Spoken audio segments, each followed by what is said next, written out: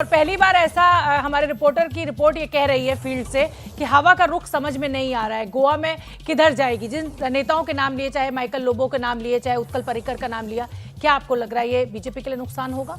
अगर आप रिवाइंड करके 2017 का देखें तब भी यही था। तब भी हंग असेंबली आई थी। हंग असेंबली गोवा की एक तरह से पहचान बन गई है। हाँ। सवाल ये नहीं कि कौन नंबर 1 पार्टी होगा हंग असेंबली में। सवाल ये है कि सरकार कौन बनाएगा। क्या कांग्रेस पिछली बार की तरह से फिर इस बार अगर सिंगल लार्जेस्ट हो जाती है तब भी चूक जाएगी, या उसने कुछ सबक सीखा है और अपना घर जो है बिल्कुल ठीक है। दिबांग, इस बार एक बड़ा दिलचस्प जो रुख आ रहा है वो ये आ रहा है कि हर जगह कांटे की टक्कर दिखाई दे रही है। वन साइडेड लड़ाई कहीं भी नहीं दिख रही है और बीजेपी और कांग्रेस की ये सीधी लड़ाई है। गोवा में भी ऐसे ही दिख रहा है, क्या कहेंगे आप? जी हाँ, बिल्कुल। देखिए, गोवा में कुछ भी कहिए, एंटी इनकम्बेंसी है। गोवा में पहली बार बड़े चुनाव हो रहे हैं जिसमें उनके सबसे बड़े नेता मनोहर पर्रिकर नहीं हैं और विद्रोही बहुत ज़्यादा हैं। कांग्रेस की बात करें तो वो भी डिसऑर्गेनाइज किस्म की है, नए चेहरे बहुत ज़्यादा हैं। कांग्रेस का गोवा फॉरवर्ड पार्टी से तालमेल भी है, लेकिन इसके बावजूद गोवा में देखना होगा कि बड़ी जोर शोर से कोशिश तो की थी और बहुत सारे नेता उनके प्रयास भी कर रहे थे कि टीएमसी क्या कर पाती है, आम आदमी पार्टी कितनी खरी राजकिशोर जी, ममता बनर्जी फैक्टर।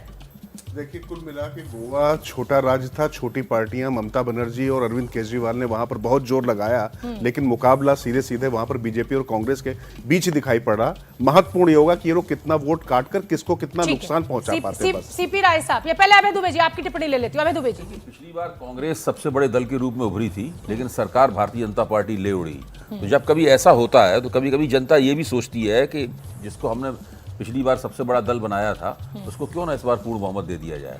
जनता ये भी सोच सकती है। ठीक है, सीपी राय साहब, क्या है आपकी राय? मैं अभय दुबे जी की राय से सहमत हूँ। पिछली बार कांग्रेस को बड़ा दल बनाया था लेकिन वो सरकार नहीं बना पाए।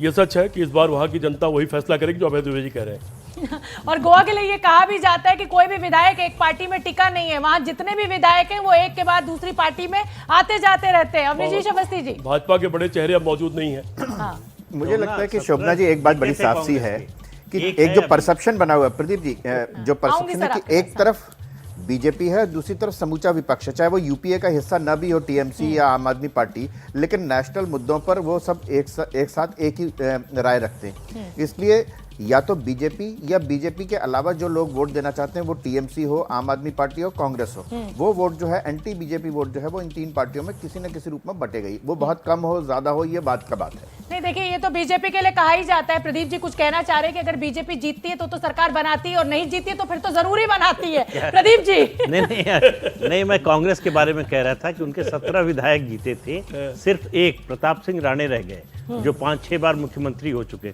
उन्होंने भी चुनाव लड़ने से मना कर दिया। तो कांग्रेस की समस्या उसकी अंदरूनी ज्यादा है, उसके विरोधियों से उसको कम समस्या है, उसको अपने लोगों से ज्यादा समस्या है, चाहे वो गोवा हो, चाहे मणिपुर हो, चाहे फिर उत्तराखंड हो। ठीक है, तो मैं देखिए तमाम ये जो वरिष्ठ पत्रकार हैं इनकी राय भी आपने सुनी। 3 राज्यों के जो 2017 के नतीजे थे वो भी हमने आपको दिखाया और बड़ी खबर यही है कि बस अब से कुछ ही देर बाद, थोड़ा सा इंतजार और आपकी टीवी स्क्रीन पर एग्जिट पोल का पहला आंकड़ा हम लेकर आएंगे। उत्तर प्रदेश में